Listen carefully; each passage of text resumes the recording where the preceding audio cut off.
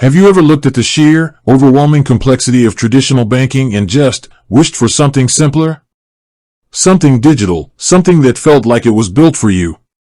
You're not alone. In a world where everything else is on our phones, why should banking be stuck in the past?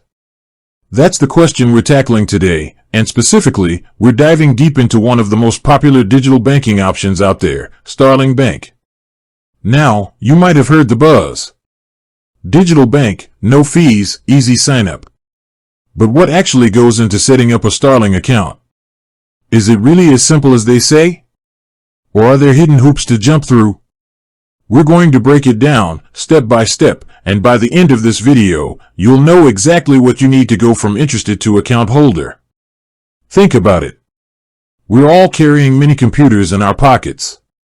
We order groceries, book travel, even manage our social lives through apps. So, why not our finances?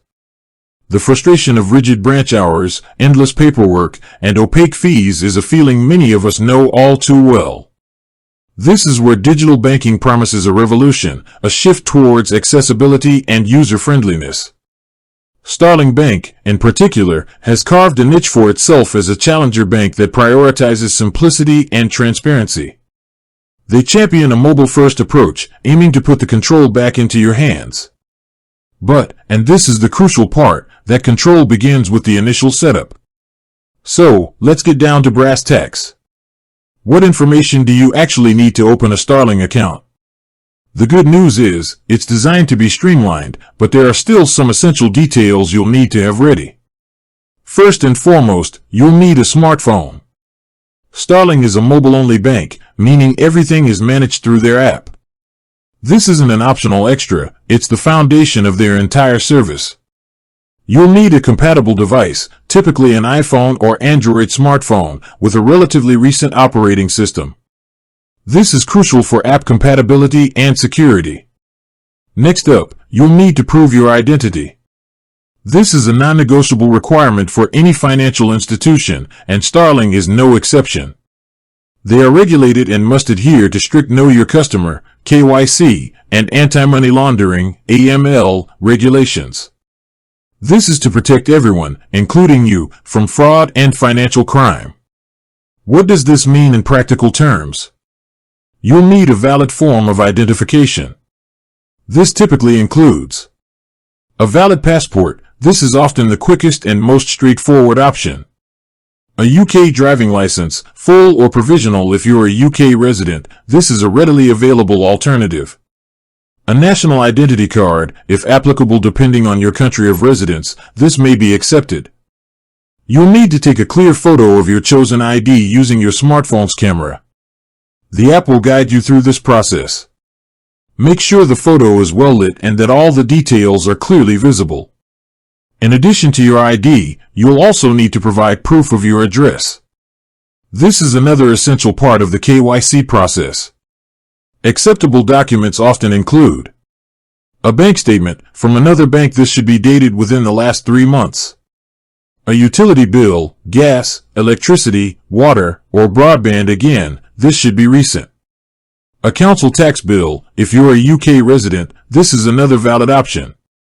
A letter from HMRC, this is also acceptable for UK residents. Again, you'll need to take a clear photo of your proof of address document.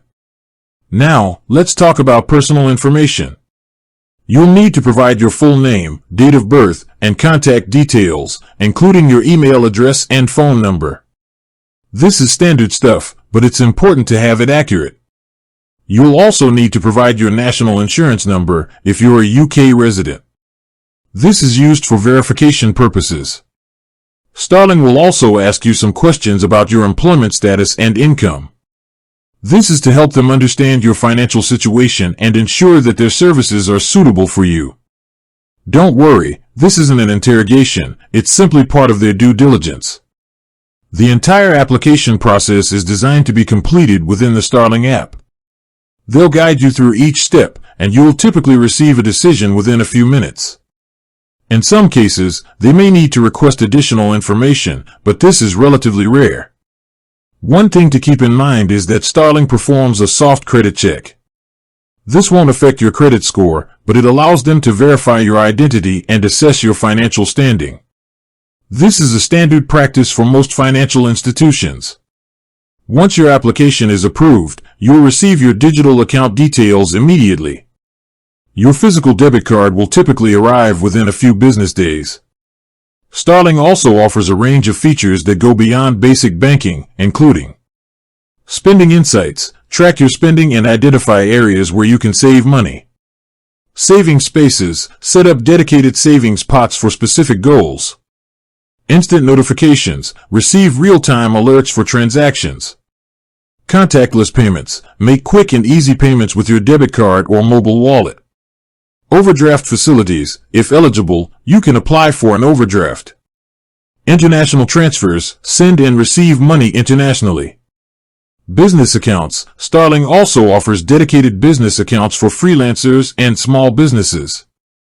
In essence, setting up a Starling account is a straightforward process that can be completed entirely from your smartphone. The key is to have your identification and proof of address documents ready.